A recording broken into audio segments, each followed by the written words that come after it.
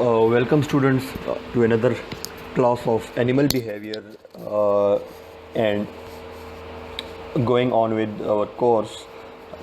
Today we will be discussing about associative learning. Learned behaviors हम पढ़ रहे हैं and last हमने discuss किया था about habituation and sensitization.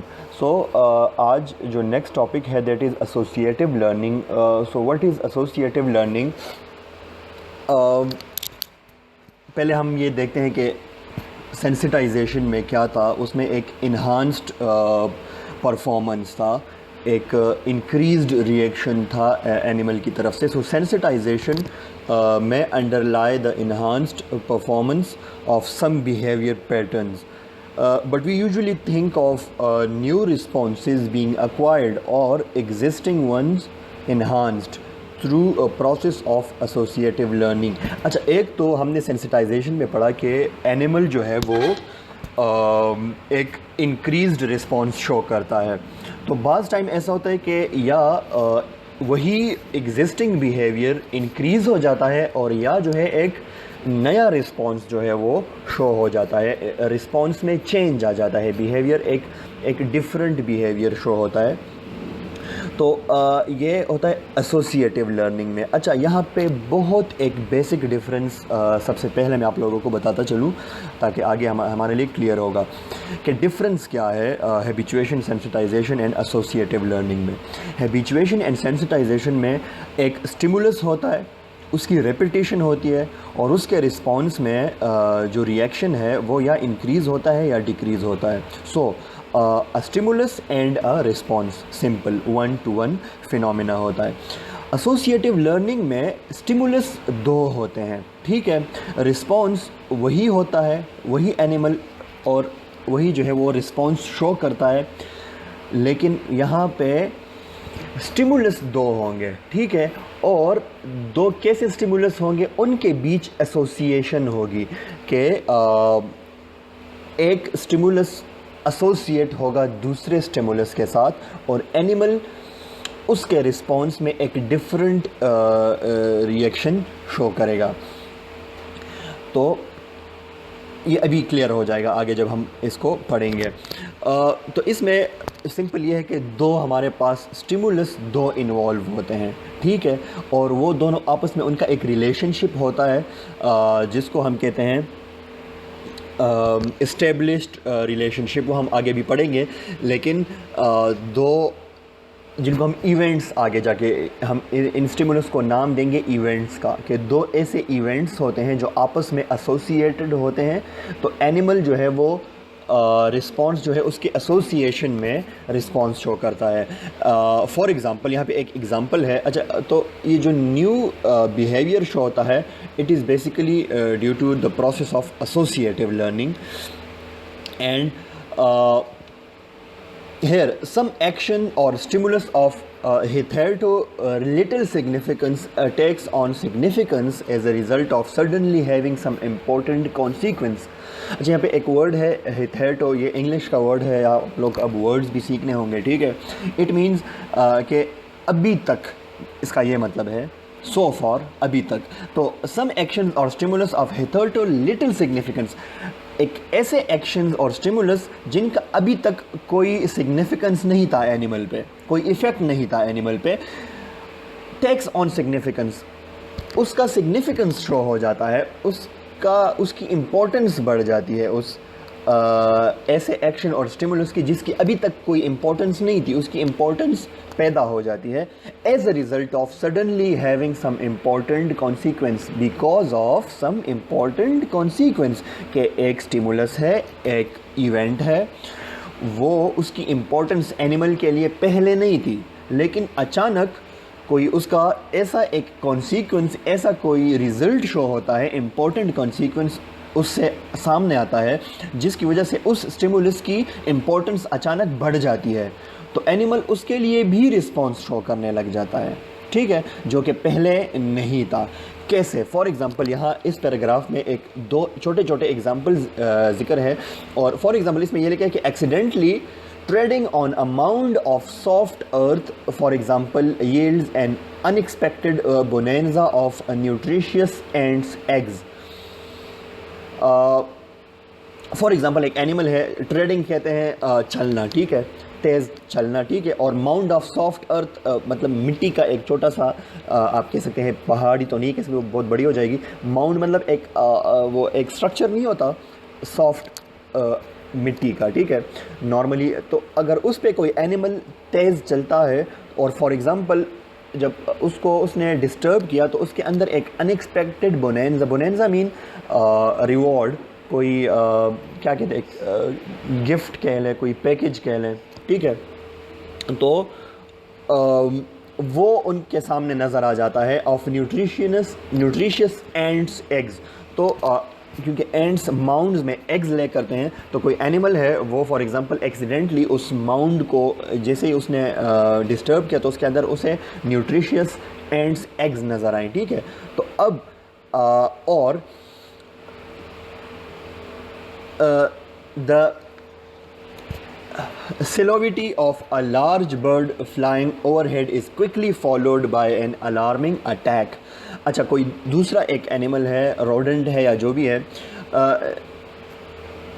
Silhouette कहते हैं जो साया नहीं होता, साया। अगर आप फॉर एग्जांपल सनसेट के दौरान, सनसेट के टाइम अगर आप उसकी तरफ मुंह करके खड़े हो तो आप पीछे से आपका जो एक शेडो नज़र आता है, ठीक है। इसी तरह किसी भी चीज़ या इंसान या किसी भी ऑब्जेक्ट का जब लाइट के सामने आप उसको रखते हैं और उसका सिर्फ शेडो नज़र आता है तो उसको सिलोवेट कहते हैं, ठीक है। तो फॉर एग्ज़ाम्पल एक एनिमल है, उसे ऊपर से एक बड़े फ्लाइंग बर्ड का जो है साया नज़र आता है, ठीक है, ज़मीन पे, और अचानक जो है वो बर्ड उस पर अटैक करता है उस एनिमल पे। अब ये दोनों रिस्पॉन्सेस आप देख लें, स्टिमुलस आप देख लें कि एक है हमने एंड्स एग्स वाली बात की कि ये अनएक्सपेक्टेड था उस एनिमल के लिए, वो उसको नज़र आए। सेकेंडली क्या है कि तो एक रिवॉर्ड है, ठीक है। दूसरे एग्जांपल में क्या है, एक थ्रेट है कि उसने अचानक से उस साया जो था, जो शेडो था, उसने अचानक उस पर अटैक कर दिया। अब जो है ये एक दफ़ा हुआ। If the consequence reliably flow from the action और stimulus each time it occurs. अगर अब ओके ये दोनों चीज़ें हुई एक एनिमल के साथ, तो अगर ये एक दफ़ा हुई, ये फिर हुई, बार बार अगर ये रिपीट होते हैं कि मतलब जहाँ भी इसको ये माउंड्स पे गया और वहाँ पे उसको एग्स नज़र आए, या कोई जैसे ही उसको कोई भी साया नज़र आए तो उसके बाद उस पर अटैक हुआ, अगर ये रिपीटिशन होती है, ठीक है, सो अ लॉन्ग टर्म एसोसिएशन में develop and the animal altars it's behaviour accordingly. तो अगर ये चीज़ रिपीट होती है कि एक चीज़ के साथ दूसरी चीज़ एसोसिएट होती है, for example walking on the soft earth, ठीक है, उसके साथ क्या चीज़ एसोसिएट हो गई कि उसके अंदर से एंड्स के एग्स नज़र आए, ठीक है। तो एक दफ़ा ऐसा हुआ, दूसरी दफ़ा हुआ, तीसरी दफ़ा हुआ, तो एनिमल कहता है कि यार इसके साथ ये तो मुझे एक रिवॉर्ड मिल रहा है, तो ये एसोसिएट हो जाता है कि मिट्टी और जो उसका माउंड है उसके साथ एग्स एसोसिएट हो गई, ठीक है। अब हर दफ़ा जो है साया नज़र आता है बर्ड का तो एनिमल रिस्पॉन्ड नहीं करता, लेकिन एक दफ़ा साया नज़र आया, उसने उस साया ने उस बर्ड ने उस पर अटैक कर दिया। दोबारा जब ये रिपीट होता है तो जो साया है, जो सिलोवेट है बर्ड का, वो एसोसिएट हो गया अटैक के साथ, ठीक है, कि जब ये साया होगा तो उसके साथ अटैक भी होगा, क्योंकि ये बार बार ऐसा हो रहा है।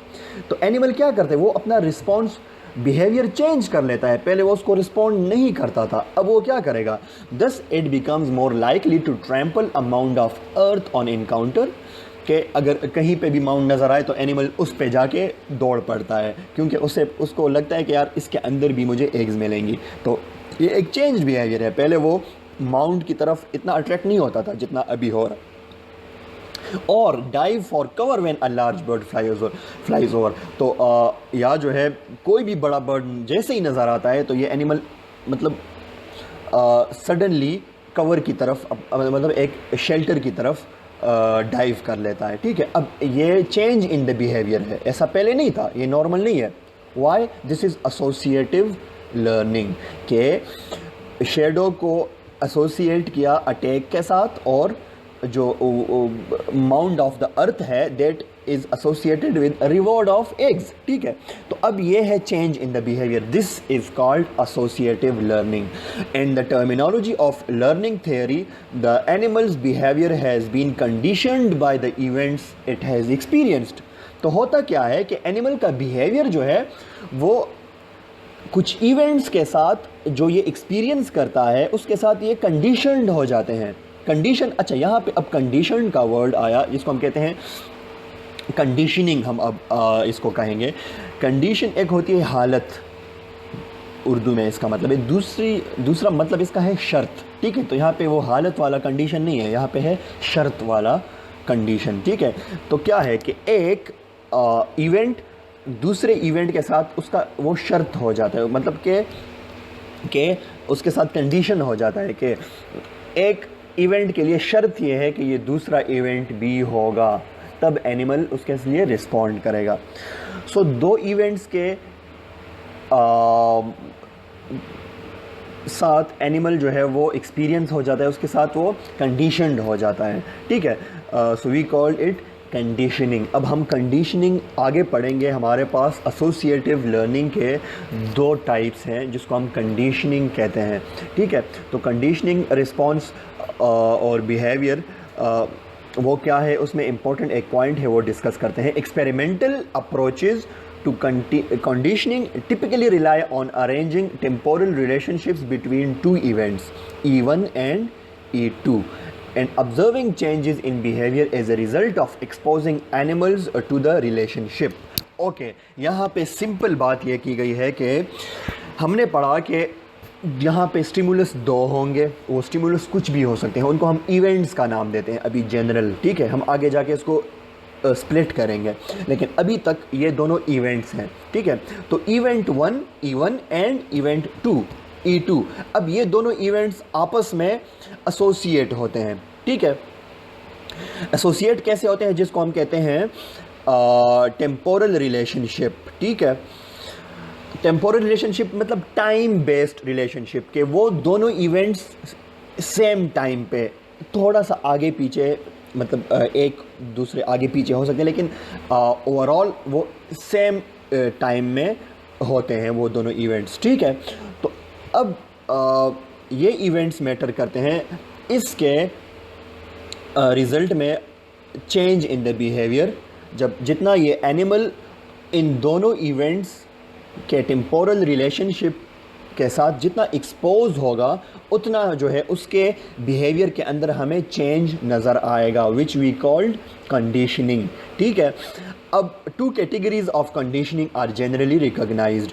अब ये जो कंडीशनिंग है with associated with two events and response of the animal, याद रखें रिस्पॉन्स एक होगा, वो चेंज होगा, वो रिस्पॉन्स चेंज होगा, लेकिन वो बिहेवियर वही एक रिस्पॉन्स होगा, और लेकिन इवेंट्स दो डिफरेंट हैं, ठीक है। वो उनकी आपस में एसोसिएशन और फिर एनिमल का उसमें रिस्पॉन्स। तो अब ये डिपेंड करता है, अगर E1 फर्स्ट इवेंट जो है ये इम्पोर्टेंट है, अगर फर्स्ट इवेंट अगर वो कोई इन्वायरमेंटल इवेंट हो, कोई इन्वायरमेंटल स्टिमुलस हो, कोई ऑब्जेक्ट हो, ठीक है। जैसे हमने एग्जांपल में पढ़ा कि एंड्स एग्स हैं, ठीक है, या कोई बर्ड का शेडो है, ये इन्वायरमेंटल इवेंट्स है, ये इन्वायरमेंटल स्टिमुलस है, ठीक है। इसका एनिमल की इंडिविजुअल बॉडी के साथ ताल्लुक़ नहीं है, ये एक इन्वायरमेंटल इवेंट है। तो ये E1 फर्स्ट इवेंट अगर इन्वायरमेंटल इवेंट है, या ये कोई एनिमल्स ऑन एक्शन, ये एनिमल का कोई अपना कोई एक्शन है, अपना कोई इसका एक्शन है जो एनिमल ख़ुद करता है, फिर उसको उसके रिस्पॉन्स में या रिवार्ड मिलता है या कुछ, ठीक है। तो अब इसके बेस पे हमारे पास कंडीशनिंग के दो टाइप्स हैं, सिंपल है, देखें।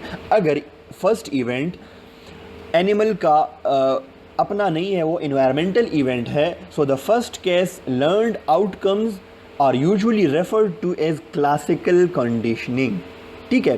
क्लासिकल कंडीशनिंग वो जब हमारे पास जो फर्स्ट इवेंट है दैट इज़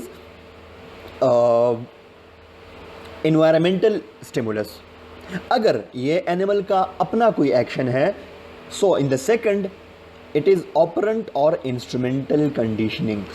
तो अगर ये जो फर्स्ट इवेंट है ये एनिमल का अपना कोई एक्शन है, उसके रिज़ल्ट में कोई दूसरा उसे कॉन्सिक्वेंस मिल रहा है या दूसरा इवेंट जो है वो हो रहा है, तो उसको फिर हम कहते हैं इंस्ट्रूमेंटल कंडीशनिंग और ऑपरेंट। ऑपरेंट कहते हैं it's derived from operation. Operation mean कोई काम करना, ठीक है। तो एनिमल खुद कुछ करता है, उसके रिस्पॉन्स में उसे कोई कॉन्सिक्वेंस मिलता है, तो उसके रिस्पॉन्स में जो चेंज होगा बिहेवियर, उसको हम कहते हैं इंस्ट्रूमेंटल कंडीशनिंग। सो क्लासिकल कंडीशनिंग जिसमें एनिमल का अपना रोल नहीं होता, वो दोनों इवेंट्स इन्वायरमेंटल होते हैं, और इंस्ट्रूमेंटल में एक जो इवेंट है वो क्या होगा, एनिमल का अपना एक्शन होगा। तो फर्स्ट इसमें है क्लासिकल कंडीशनिंग। क्लासिकल कंडीशनिंग क्या है? अब classical conditioning is also called Pavlovian conditioning, ठीक है। It is named after the Nobel prize winner physiologist, animal physiologist था पावलोव, रशियन एक फिजियोलॉजिस्ट था, साइंटिस्ट था, and he got a Nobel prize. Although वो एनिमल बिहेवियर पे नहीं मिला था उसको मिला था फिजियोलॉजी ऑफ डाइजेशन, ठीक है। तो जो डाइजेस्टिव सिस्टम है उसकी फिजियोलॉजी का कुछ उसने मैकेनिज़म्स, इतना ज़्यादा डिटेल अब मुझे नहीं पता, बहरहाल उसको 1904 में नोबेल प्राइज़ मिला था। उसी ने ये एक्सपेरिमेंट किए थे और ये फाइंड आउट किया था। So this is called Pavlovian conditioning and this is called basically classical conditioning. So classical conditioning क्या है? It stems from the pioneering work. अच्छा, ये हम डिस्कस करते हैं। A stimulus that initially does not elicit a response comes to do so by associating with a stimulus that does। इस line का मतलब ये है कि एक स्टिमुलस है जो कि स्टार्ट में कोई एनिमल में कोई रिस्पॉन्स इलिसिट नहीं करता, कोई रिस्पॉन्स पैदा नहीं करता। एनिमल के अंदर कोई भी स्टिमुलस है जिसका एनिमल पे कोई इफ़ेक्ट नहीं है स्टार्टिंग में, but it comes to do so, लेकिन वो उस पर अपना इफ़ेक्ट शुरू कर देता है, ठीक है, उसमें रिस्पॉन्स पैदा कर देता है। To do so by association with a stimulus that does. एक ऐसे स्टिमुलस के साथ एसोसिएट हो जाता है वो स्टिमुलस जिसका पहले से एनिमल पे इफ़ेक्ट है। एक ऐसा स्टिमुलस है जिसका पहले से एनिमल पे इफ़ेक्ट है, एनिमल उसको रिस्पॉन्स शो करता है। तो दूसरा एक ऐसा स्टिमुलस जिसका इफ़ेक्ट एनिमल पे पहले नहीं है, लेकिन वो उस दूसरे पहले वाले स्टिमुलस के साथ एसोसिएट हो जाता है, तो फिर उसका भी इफ़ेक्ट एनिमल जो है वो दूसरे के चक्कर में इसको भी रिस्पॉन्स शो करता है, ठीक है। This is called classical conditioning. This new property of the stimulus is thus conditional on its association with an established stimulus response relationship. This new property of the stimulus, अब ये जो stimulus है जिसका पहले इफेक्ट नहीं था लेकिन दूसरे के साथ एसोसिएट होकर अब इसका इफेक्ट है एनिमल पे, सो दिस इज कंडीशनल शर्त, ठीक है। कंडीशनल मीन कि ये स्टिमुलस, इस स्टिमुलस का इफेक्ट शो करने के लिए शर्त ये है कि वो पहले से जो मौजूद स्टिमुलस है जिसका एनिमल पे इफेक्ट है उसके साथ वो एसोसिएट हो जाए, उसके बगैर इसका इफेक्ट नहीं है। वी कॉल इट कंडीशनल, ठीक है। अब क्या है, इसको हम ज़रा सिंपली डायग्रामेटिकली अगर हम इसको इलस्ट्रेशन में शो करें तो आपको समझ आ जाएगी, तो हम उसकी तरफ चलते हैं। यहाँ पे बात है conditional is association with an established stimulus response relationship. अब स्टिमुलस रिस्पॉन्स रिलेशनशिप क्या है, ये इम्पोर्टेंट है। अब ये एक अरेंजमेंट जो की गई थी बाय पावलोव, उसने एक डॉग जो है, ये एक इम्पॉर्टेंट एक्सपेरिमेंट है पावलोव का। उसने क्या किया कि एक डॉग को लिया एक्सपेरिमेंटल कंडीशंस में और उसके साथ उसने क्या किया, अब वो हम देखते हैं, इधर देखें। एक है इस्टेब्लिश्ड एसोसिएशन, ठीक है, established association between a stimulus and a response. वो क्या है, मीट पाउडर है, ठीक है।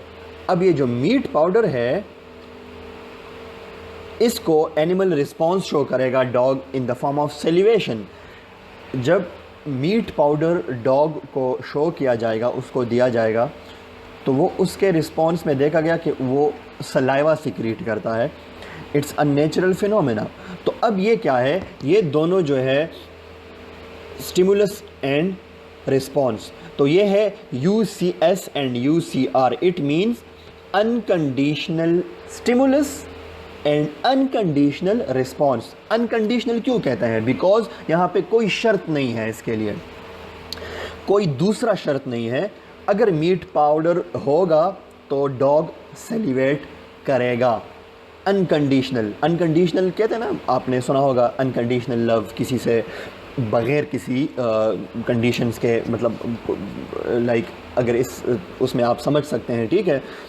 आपने ये वर्ड बहुत सुना होगा कि मतलब कोई जैसे फॉर एग्ज़ाम्पल सिबलिंग्स के बीच में या जो है पेरेंट्स चिल्ड्रन के बीच में जो लव होता है वो अनकंडीशनल होता है, कोई उसके लिए शर्त नहीं होती, ठीक है। इसी तरह तो मीट पाउडर और सेलिवेशन के बीच में कोई शर्त नहीं है। तो ये क्या है? इस्टेब्लिश्ड एसोसिएशन है। ये स्टिमुलस और ये रिस्पॉन्स अनकंडीशनल है, ठीक हो गया। अब क्या है, डॉग सेलिवेट करेगा। अब दूसरा है एक कंडीशनल स्टिमुलस, वो है बेल। उसने मीट पाउडर दिया तो सेलिवेट किया, ये इस्टेब्लिश्ड है। दूसरा है कि उसके साथ बेल। अब बेल जो है अलग, आप अगर उसको डॉग को सुनाएं तो वो क्या है, वो सेलिवेट नहीं करेगा, बिकॉज़ इसका इफ़ेक्ट नहीं है, वो उसके लिए रिस्पॉन्स शो नहीं करता। लेकिन इसको पेयर किया गया, पेयरिंग हुई किसकी? बेल और मीट पाउडर की आपस में पेयरिंग की गई और दोनों को टेम्पोरली रिलेट किया गया। टेम्पोरली मतलब टाइम बेस, उन दोनों को एक साथ, जब उसको पाउडर दिया गया तो उसके साथ उसको बेल भी बजाया गया, ठीक है। अब जो बेल बजाना है दैट इज़ कंडीशनल स्टिमुलस। ये स्टिमुलस, इस स्टिमुलस के लिए शर्त है कि वो मीट पाउडर के साथ एसोसिएट हो, ठीक है। तो फिर जब इसके साथ एसोसिएट किया गया तो डॉग ने उसको भी रिस्पॉन्स शो किया। जब पाउडर नहीं था और सिर्फ बेल पर उसको दिया गया तो बेल के रिस्पॉन्स में उसने सेलिवेट किया।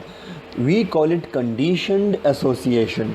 कंडीशन एसोसिएशन मीन कि उसके लिए उसको कंडीशन किया गया। इसको हम कहते हैं क्लासिकल कंडीशनिंग, के पहले बेल को रिस्पॉन्स नहीं शो करता था, उस बेल को हमने एसोसिएट किया मीट पाउडर के साथ, फिर उसको रिपीटिशन की गई कि जब उसको मीट पाउडर दिया जाता था तो बेल उसके साथ बजती थी। तो एनिमल ने क्या किया, वो बेल जो है वो उसके साथ एसोसिएट हो गया और कंडीशनल स्टिमुलस अनकंडीशनल स्टिमुलस के साथ एसोसिएट हो गया। अब क्या हुआ कि नेक्स्ट स्टेप में उसने ये किया कि मीट पाउडर नहीं दिया, सिर्फ जो है बेल उसको बजाया गया, तो वो तो माइंड में एसोसिएट हो गया था। तो जब एसोसिएट हुआ था तो उसके रिस्पॉन्स में डॉग ने सेलिवेशन किया, उसका सलाइवा सिक्रीट हुआ, ठीक हो गया। बिकॉज उसने एसोसिएट कर लिया था कि जब बेल होगी तो उसके साथ मीट पाउडर मस्ट होगा, बिकॉज दिस इज़ एक्सपीरियंस, ठीक है। तो उसके साथ उस एसोसिएशन, जो इस्टेब्लिश्ड एसोसिएशन है, उसकी वजह से उसने एक अनइस्टेब्लिश्ड और एक नए स्टिमुलस को अपना लिया और उसको हम कहते हैं conditioned association. And this behaviour, this response is called classical conditioning, ठीक हो गया। ये बड़ा एक इम्पोर्टेंट और फेमस एग्ज़ाम्पल है फॉर, इस तरह बहुत सारे हो सकते हैं लेकिन इसको एक्सपेरिमेंटली प्रूव किया गया है इसमें।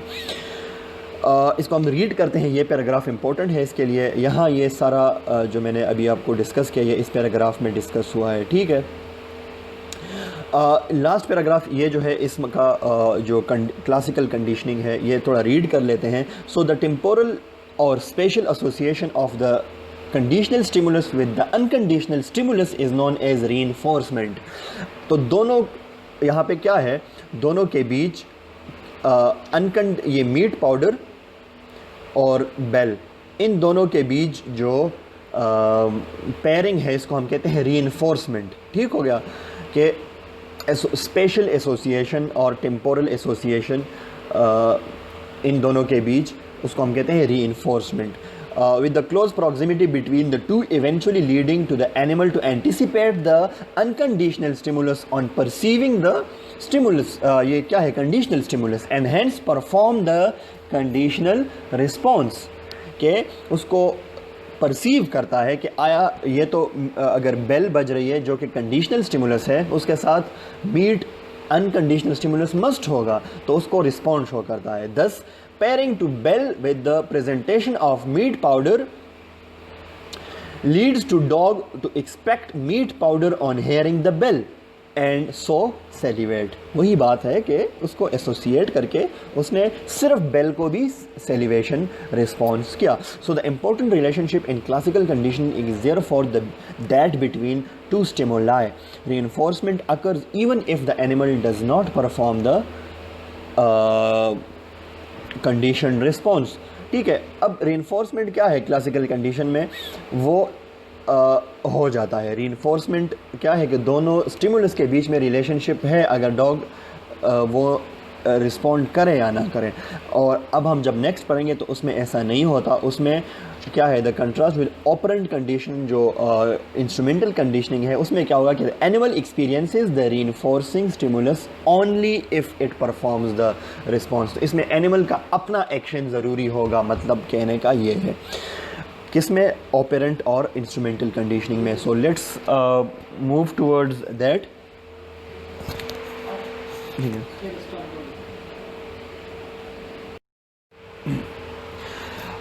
Okay, second type of associative learning is operant or instrumental conditioning.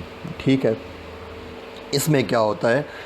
ये फर्स्ट लाइन इसका पंच लाइन है, इसको आप समझ लें तो आपको ये क्लियर हो जाएगा. इन operant or instrumental conditioning, the delivery of the reinforcer E2 is associated with the animal's performance of some activity even rather than another stimulus in the environment. मतलब यहाँ पे जो कंडीशनिंग होगी, जो रिस्पॉन्स होगा, वो क्या होगा कि E2 सेकेंड इवेंट जिसको हम रीइंफोर्सर कहते हैं, वो एसोसिएट, वो कोई रिवॉर्ड भी हो सकता है, वो कोई पनिशमेंट तो नहीं कह सकते, लेकिन पॉजिटिव और नेगेटिव रिवॉर्ड हो सकता है. ठीक है,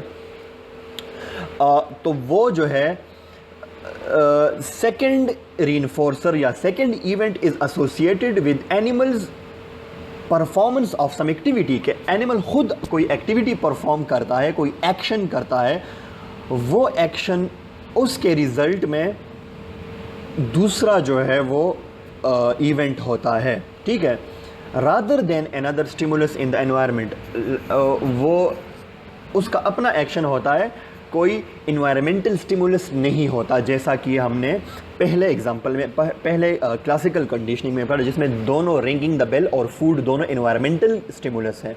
यहाँ ओके, यहाँ पे अब सिचुएशन ये है कि एनिमल का अपना एक्शन इन्वॉल्व होगा, which will act as E1 which will result into E2 और animal will respond accordingly. ठीक है, instead of starting out with a unconditional stimulus linked unconditional response which becomes associated through experience with a novel conditional response, conditional stimulus. मतलब कि उसकी तरह नहीं, जैसे हमने पहले पढ़ा कि उसमें एक अनकंडीशनल स्टिमुलस लिंक्ड है अनकंडीशनल रिस्पॉन्स, मतलब मीट पाउडर है तो सलाइवेशन होगी. This is UCS linked UCR, unconditional stimulus linked with unconditional response. Now which becomes associated through experience with novel conditional stimulus. तो एक्सपीरियंस के साथ वो बेल जो है, रिंगिंग ऑफ द बेल, वो एक्सपीरियंस के साथ एसोसिएट होता जाता है. And the animal becomes conditioned through initially chance reinforcement to. यहाँ पे क्या होता है कि एनिमल, अब ये तो हमने पढ़ा कि ये कंडीशन जो हमने अभी पढ़ी ये पहले कंडीशन में थी क्लासिकल कंडीशनिंग में. यहाँ पे क्या है कि the animal becomes condition through initially chance reinforcement to respond to a previously ignored stimulus. यहाँ पे बाई चांस एनिमल से कोई एक्शन ऐसा हो जाता है जिसका उसे रिवॉर्ड मिल जाता है, तो उसके रिज़ल्ट में वो क्या है, वो पहले उस एक्शन को इग्नोर करता था वो एनिमल उस स्टिमुलस को, लेकिन अभी वो उसको रीइंफोर्स करता है। ठीक है, ओके, क्या है? For example a hungry animal wandering about in search of food is likely to perform a range of behaviours. कोई हंग्री एनिमल है, फूड के सर्च में है, तो वो डिफरेंट बिहेवियर्स परफॉर्म करेगा, रेंज ऑफ बिहेवियर्स। वो इधर जाएगा, उधर जाएगा, इधर हाथ मारेगा, उधर हाथ मारेगा। ठीक है, वॉन्डर अबाउट करेगा इर्द गिर्द। ठीक है, कुछ भी वो करेगा। If one of these happen to procure food and is associated with finding food sufficiently often, तो उनमें से एक बाई चांस एक ऐसा एक्शन परफॉर्म किया एनिमल ने कि उसके रिजल्ट में उसको फूड मिला। अब ये फूड जब उसने फिर से किया, उसको फिर मिला। सो सफिशेंटली ऑफ्टन, बहुत दफ़ा जो है ऐसा हुआ कि वो एक बाई चांस एक्शन था और उसके रिजल्ट में उसको रिवॉर्ड मिला। ठीक है, so then the animal learns through a process of trial and error to perform the behaviour regularly in particular situation. इसको हम कहते हैं ट्रायल एंड एरर लर्निंग भी कहते हैं उसको। ठीक है, this is why instrumental conditioning is also called trial and error learning. Trial and error learning इस वजह से कि पहले जो है एनिमल ने क्या किया, फूड के लिए कोशिश की, तो इधर उधर हाथ पैर मारने में तो एक ऐसा एक्शन हुआ जिसके रिज़ल्ट में उसको फूड मिला, तो वो उसके लिए उसका रिस्पॉन्स जो है वो बिहेवियर चेंज हुआ।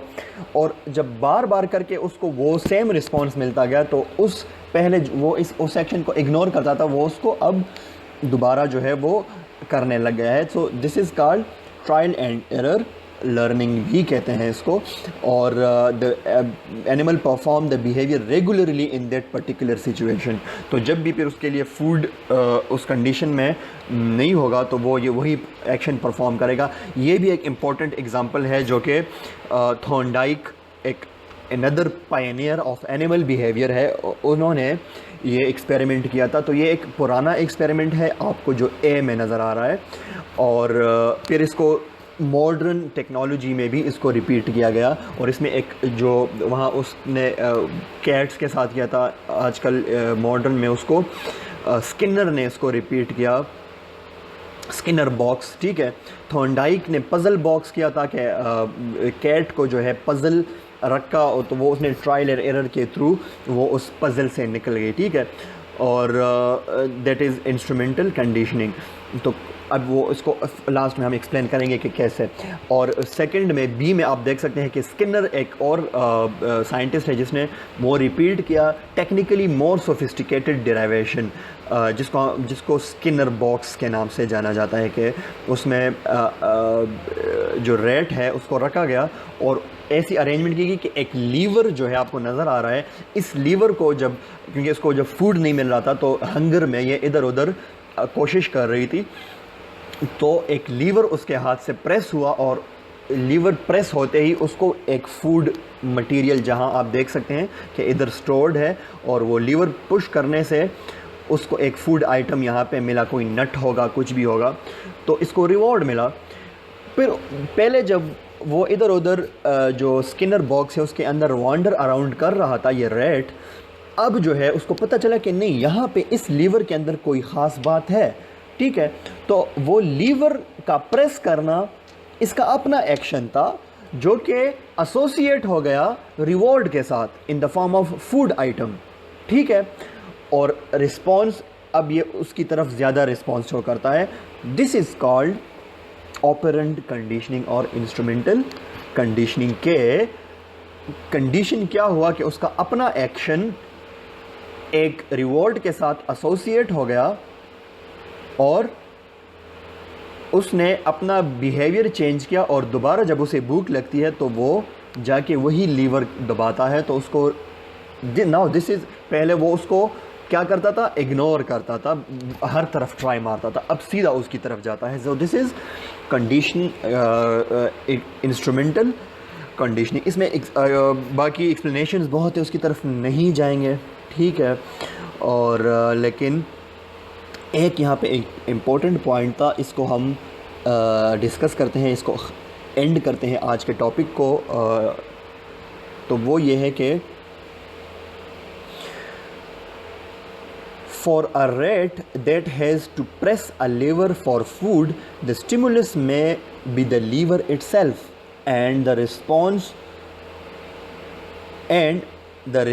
the action of pressing it. Each successful press strengthens the association between the sight of the lever and the act of pressing. Thus, an encounter with the lever accumulates, so the tendency to press it increases, eventually reaching some asymptote. एसिम्टोटी मतलब कोई ऐसा position, कोई ऐसा point कि अब जो है जो रेट है वो कहीं और नहीं जाता, बल्कि सीधा जब उसे भूख लगती है तो उस लीवर के पास, तो एक उसके साथ एक इक्विलिब्रियम में आ गया वो। ठीक है, तो क्या है कि for the rat that has to press a lever for food, the stimulus may be the lever itself, लेकिन each successful press strengthen the association between the sight of the lever, के लीवर को उसने देखा तो ये एक क्या हो गया, ये साइट ऑफ द लीवर और एक्ट ऑफ प्रेसिंग, तो उसने एसोसिएट किया कि जब मुझे ये लीवर नज़र आएगा और मैं उसको प्रेस करूँगा या करूँगी, रेट जो भी है, तो उसको फूड मिलेगा। तो ये जब वो रिपीट करता है तो टेंडेंसी उतना ही, जितना रिस्पॉन्ड मिलता है, रिवॉर्ड मिलता है, तो वो tendency to press it increases, ये बार बार उसको प्रेस करता है तो उसको बार बार रिवॉर्ड मिलता है। इवेंचुअली एक ऐसे पोजीशन पे आता है कि उसके साथ कंडीशनड हो जाता है। An animal can be taught to perform novel and sometimes complicated behaviors in order to receive a reward, a process known as shaping. तो इससे हम एनिमल्स के अंदर बिहेवियर शेपिंग भी कर सकते हैं, हम उनके अंदर नए नए बिहेवियर्स अडॉप्ट कर सकते हैं। ये एक इम्पॉर्टेंट पॉइंट है कि कॉम्प्लिकेटेड बिहेवियर्स उनसे सिखा सकते हैं उनको, ड्यू टू ऑपरेंट और इंस्ट्रूमेंटल कंडीशनिंग। आप उनको ज़्यादा टफ़ चॉइसेस दो तो वो टफ़ एक्सपेरिमेंट्स करेंगे, और इसी तरह इसको हम कहते हैं शेपिंग ऑफ बिहेवियर। तो और ये इसकी एग्जांपल इन्होंने दी है कि स्कल्प्टर जो है, स्कल्प्टर वो जो नहीं मिट्टी से जो शक्लें बनाते हैं, ठीक है, जो मुजस्समे बनाते हैं, तो इससे एग्जांपल दी है कि Skinner linked the shaping to sculptor modelling clay. At first any coarse approximation to the desired outcome is reinforcing, but reinforcement soon demands closer and closer matching to the required outcome to be effective। के ठीक है, वो पहले mould करता है तो शक्ल उस तरह नहीं बनती, फिर उसको परफेक्ट करता जाता है और उसको फाइनल शेप में लाता है। तो इसी तरह शेपिंग बिहेवियर भी है कि उसको पहले एक फूड आइटम मिला, लेकिन उसको यूज़ करके एनिमल के बिहेवियर को हम शेप कर सकते हैं, नए बिहेवियर उसके अंदर ला सकते हैं और कॉम्प्लिकेटेड बिहेवियर्स को स्टडी कर सकते हैं। So that was all about associative learning, जिसमें हमने क्लासिकल कंडीशनिंग पढ़ा, then we studied about instrumental conditioning, operant और instrumental, trial and error learning. इसकी एग्जांपल्स भी बहुत हैं, एक्सप्लेनेशंस भी बहुत हैं, no need of that was enough for this topic. So see you in the next topic inshallah, and signing out from today's topic.